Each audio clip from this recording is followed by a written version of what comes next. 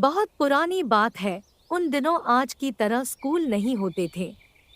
गुरुकुल शिक्षा प्रणाली थी और छात्र गुरुकुल में ही रहकर पढ़ते थे। उन्हीं दिनों की बात है। एक विद्वान पंडित थे। उनका नाम था राधे गुप्त। उनका गुरुकुल बड़ा ही प्रसिद्ध था, जहाँ दूर दूर से बालक शिक्षा प्राप्त करने के लिए आते थे। राधे गुप्त की पत्नी का देहांत हो चुका था। उनकी उम्र भी ढलने लगी थी। घर में विवाह योग्य एक कन्या थी, जिनकी चिंता उन्हें हर समय सताती थी।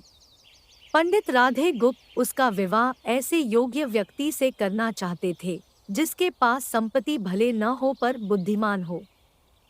एक दिन उनके मन में विचार आया। उन्होंने सोचा कि क्यों न वे अपने शिष्यों में ही योग्य वर की तलाश करें। ऐसा विचार कर उन्होंने बुद्धिमान शिष्य की परीक्षा लेने का निर्णय लिया। उन्होंने सभी शिष्यों को एकत्र किया और उनसे कहा, मैं एक परीक्षा आयोजित करना चाहता हूँ। इसका उद्देश्य यह जानना है कि कौन सबसे बुद्धिमान है। मेरी पुत्री विवाह योग्य हो गई है और मुझे उसके विवाह की चिंता है, लेकिन मेरे पास पर्याप्त धन नहीं है। इसलिए मैं चाहता हूँ कि सभी शिष्य विवाह में लगने वाली सामग्री एकत्र करें। भले ही इसके लिए चोरी का रास्ता क्यों न चुनना पड़े, लेकिन सभी को एक शर्त का पालन करना होगा। शर्त यह है कि किसी भी शिष्य को चोरी करते हुए कोई देख न सके। अगले दिन से सभी शिष्य अपने अपने काम में जुट गए। हर दिन कोई न कोई शिष्य अलग अलग तरह की वस्तुएं चुरा कर ला रहा था और गुरुजी को दे रहा था। राधे गुप्त उन वस्तुओं को सुरक्षित स्थान पर रखते जा रहे थे, क्योंकि परीक्षा के बाद उन्हें सभी वस्तुएं उनके मालिक को वापस करनी थी।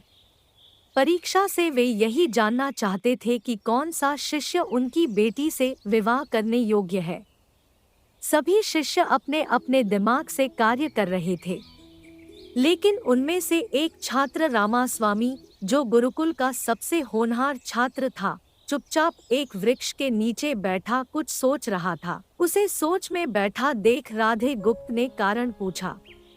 रामास्वामी ने बताया, आपने परीक्षा की शर्त के रूप में कहा था कि चोरी करते समय कोई देख न सके, लेकिन जब हम चोरी करते हैं तब हमारी अंतरात्मा तो सब देखती है। हम खुद से उसे छिपा नहीं सकते। इसका अर्थ यही हुआ न कि चोरी करना व्यर्थ है। उसकी बात सुनकर राधे गुप्त का चेहरा प्रसन्नता से खिल उठा। उन्होंने उसी समय सभी शिष्यों को एकत्र किया और उनसे पूछा, आप सबने चोरी की? क्या किसी ने देखा? सभी ने इनकार में सिर हिलाया।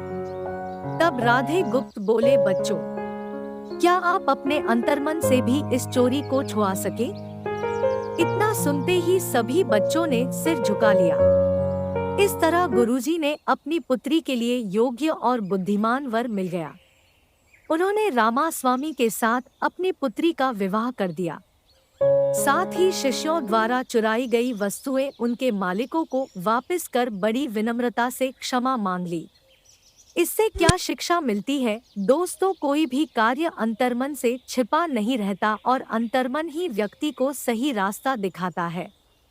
इसलिए मनुष्य को कोई भी कार्य करते समय अपने मन को जरूर टटोलना चाहिए, क्योंकि मन सत्य का ही साथ देता है।